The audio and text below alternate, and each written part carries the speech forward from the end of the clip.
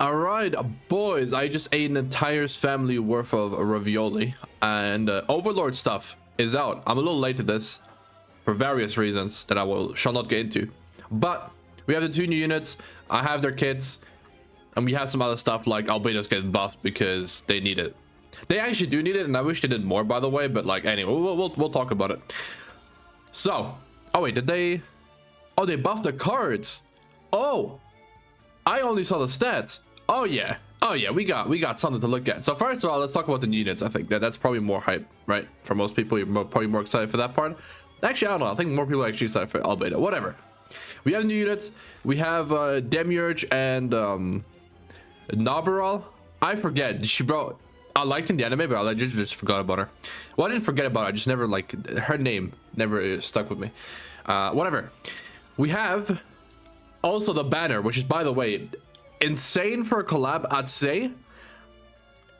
Like, most of these units are good, right? Obviously, collab. The entire row of collabs you're happy to get. And then we have COUNTER.EXE, which I'll have to check who they give up for free, but that's good. The green style look good, the red time look good. This guy has its uses. These two are useless. And then GALAND, obviously insane. Like, the fact that she's on this banner is crazy. And then we have little NANASHI here because, you know, he's actually needed for both teams, for the unknown and the demon team. Yes, demons. Yeah, Demiurge supports demons, if you didn't know. Because they thought we were complaining too much about only unknowns and humans, I guess.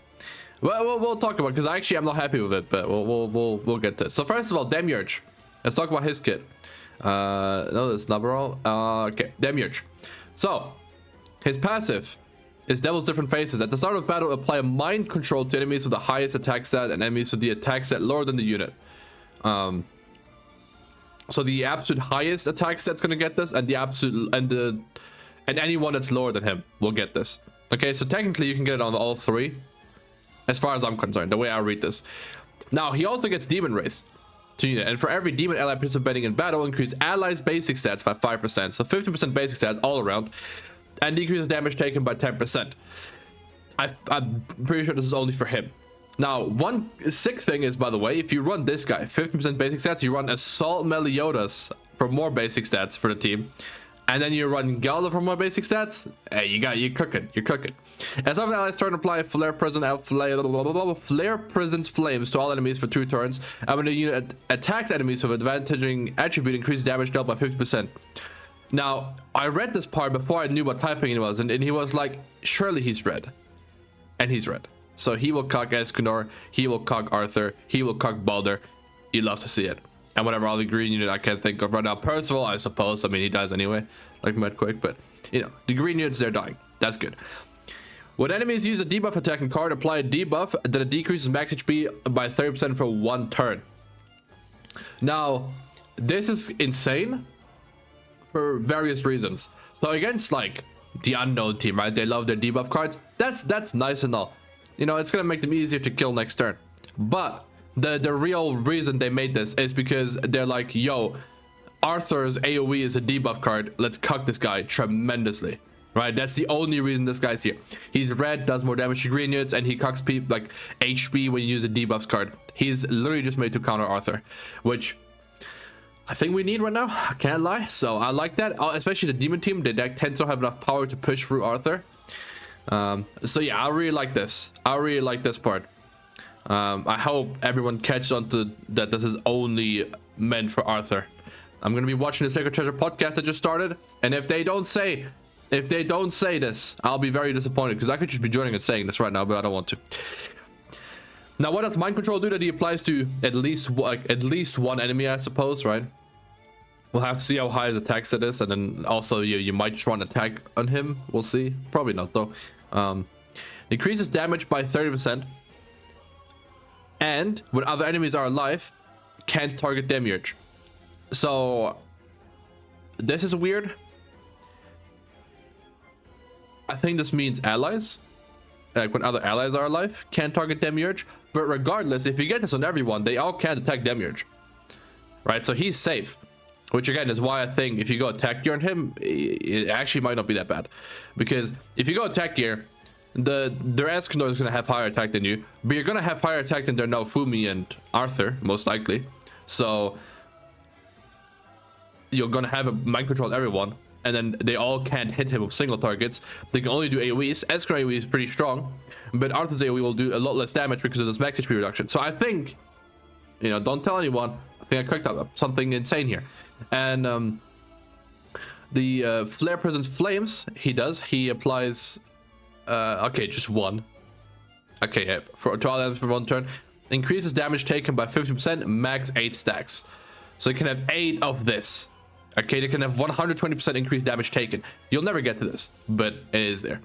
Now, his Holy Relic, before we get to his cards, is also apply Flare Presence Flame for 2 turns to all enemies, and for every Flare Presence Flame applied to enemies, increase demons ally damage. So you're gonna apply 2 every turn, right? So 30% more damage dealt from his passive because you have 2. Then another 10% more damage dealt because of his Holy Relic. You're gonna be doing a lot of damage to these guys. Okay, 160% technically if you get all stacks. But yeah, this is really strong, I think. We'll see. Damage increase effects usually fake. Inflict Dark Flame damage by equal to 400% of attack to a single enemy. And Dark Flame is double crit chance, and for every Flare Prism Flame applied to the enemy, increase damage rate by 80%. This is insane. Tornado, okay, doesn't have any crit chance increases. Okay, Escanor's Elegant Blow doesn't have any crit chance increases. They all just do damage. They do more damage based on how many of their like unique debuff is on the enemy, right? Escanor does 40%. Esterosa's Tornado does 50% more damage per darkness. This guy does 80% while also getting double crit chance, and he applies these himself. Like, he applies it himself. You don't have to do like AoEs or your like allies to get it. He just has this. Turn 1, you have 160% increased damage, plus the 30% increased damage, plus the 10% increased damage. This guy is going to hurt people bad. Plus the increased 50% damage against type advantage. So like, you hit an Arthur turn 1, that guy's gone. Okay, let's just make it clear, that guy's gone turn 1. So this is nice. And then he still has Flare Present, his Inferno skill, inflict Flare Present damage by equal to 250% of attack to all enemies. He has an AoE still, which is crazy, because AoEs on demon teams for Meli is insanely good, and you can run Esterosa for more basic stats and like try and cook with all sorts of damage increase, which I will do if I probably immediately turn 1, day 1. So that's sick, right? And then Flare Present triple damage to debuffed enemies, which he's gonna have all the time. Increased damage by 50% when attacking enemies with mind control, which again, if you're on attack, it might be all 3 of them. So yeah, this guy is going to be doing a lot of damage. And yeah, his ultimate, I don't care, I'm not even gonna read it. Okay, and then Narberal, which I haven't read, but I assume it's a lot of shock stuff. Passive Battle Mate. At start battle, apply electrical wave to all enemies for 2 turns on every unknown ally passive in battle. Increase the other unknown allies' attacks by 10%. Also, when the unit uses an AoE skill, applied shock for 2 turns and increase the unknown allies' damage dealt by 20% when attack enemies with shock electrical wave. Okay, you run her and Ragnarok, Merlin, bro. You got some insane shock damage going on. I'll tell you what. But okay, so she applies something at the start of battle as well to all enemies for 2 turns, and for every unknown ally, increase. Okay. Only, oh no, the unknown allies attack. Oh, so she just gives all unknowns 30% attack.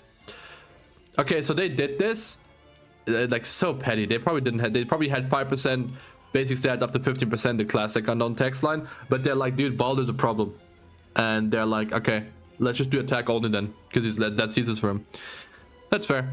And apply shock 2 stars. That's the 2-star, 3-star. I don't understand this part. For 2 turns, increase the ally damage by 20%. Okay. Electrical wave. When attacked by enemy skill use, apply shock 3-star for 2 turns. Excludes additional damages. Okay. So she applies this. You do 1 AoE. They all have level 3 shock. That's what I'm getting here, right? And then skill 1, inflict electrical explosion damage equal to. Stop, bro. Type it the way Grand Cross types it. Equal to 150 to 500% of attack to a single enemy. It's a single target. Bolt strike. An electrical explosion is for every shock or electrical wave applied to enemy, increases attack rate stats by 20. Wow. Wow. So if her Holy Relic does the same thing, let's go to her Holy Relic. For every shock and electrical wave effect, increase basic stats of allies by 3% up to 12%. That's a lot. That plus a 30% attack. And she's gonna start off with 9% of that already, turn 1. Okay, so she doesn't have more ways to apply it. For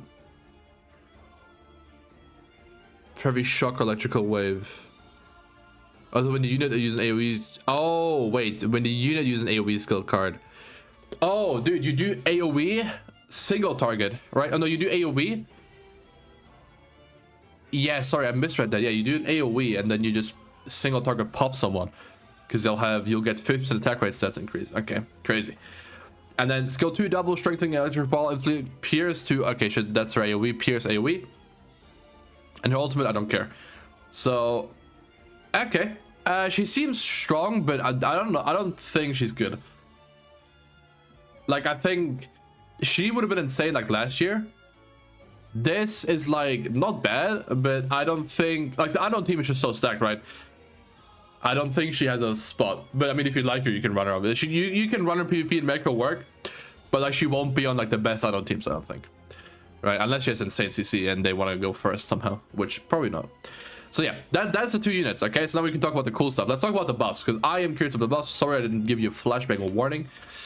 Let's go to the buffs. I need to see the card buffs. I mean, the card buffs, I don't need to translate them, right? It's just, bro, where are they? There. It's just, yeah, it's, okay, so this is just plus 50% for each of this little, like, debuff effects, and it's 4% basic stats, so you can he gives 20% basic stats. That's kind of huge. Albedo is just a bit more attack, but this is irrelevant, because 99% damage comes from the amplified, not from the thingy. So that's, honestly, that's unchanged. Like, they need to up the damage structure that she has. And then shelter, okay, instead of 150 for that single target that heals, it's 180. 270, and then the rank 3 is the same. I mean, that's good though. Oh, okay, and that's the thing also above the 10%, the lifesteal. Is it lifesteal? No, this is her passive. Oh wait, her passive, yeah, so she gets, oh, okay, yeah, so she just gets more HP now per stack. Okay, that's good too, I guess. I mean, it's not crazy. It's not gonna make her like viable now, but that's good. And then this guy, okay, that's also irrelevant. Actually relevant, because you don't care about the actual HP buff he gives when he removes buffs, but it's only the you care about the actual, like, just the amount of buffs he gives you, not the actual value of the buffs. Although for the hell boss fight, this would have been actually more points. So, yep, of course. And then stat, they added the stats. This is hard to like scale up to like what they have when they're fully maxed out of awakening and stuff, because that's where most stats come from anyway. So I don't know how to scale this, like, but essentially when they did it in the past, you could barely notice, but they did a lot for Irons, so hopefully it's good now.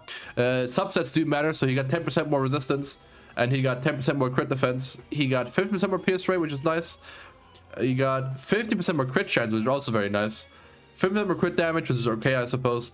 And then yeah, his increase from like HP and stuff is like the biggest of anyone by far, right? So they probably are like thinking, okay, so Ainz was kind of like the worst one when he's the GOAT, so they probably had to fix that. New labyrinth, of course. I'm not going to go over that too much. You can have them as your thing. Holy relics, obviously. Outfits, if you want to get scam yourself and, you know, fall victim to this predatory dog shit system. These outfits are not it. This one's a reference, but I'm too stupid to tell you what it's from. I don't like these new outfits. I don't know. The Albedo, like, she looks like a moth, so that's not cool. This guy looks like a insect too. That's not cool. And she also looks like I'm supposed, that's the whole like thematic, that she's a butterfly. This guy is like a grasshopper and she's a moth or something. I don't know. But yeah, Naberal. Yeah, I mean, this is the only good outfit, right? This one was Snow White outfit. Why? Okay. And yeah, Labyrinth, I was talking about. The same boss fight, so they didn't bother making a new one. I mean, they had less than a year to make this collab, right? So I mean, this is the year of collabs. And yeah, COUNTER.EXE for free. I haven't seen anyone else for free. Where is Shalter? Shalter is definitely getting. Wait, did I just see good? Oh wait, this is PAX. Okay. I was gonna say, did I just see good rewards in Grand Cross? No way. We are getting 2 free units. We're not getting 2 free units. There's no way we're not getting 2 free units. Cocytus, and then yeah, no, we're not. Wow, we aren't getting one per unit. Or is someone in here? Hold on. Let's make sure. Let's make sure we're missing it. Cocytus outfit, okay.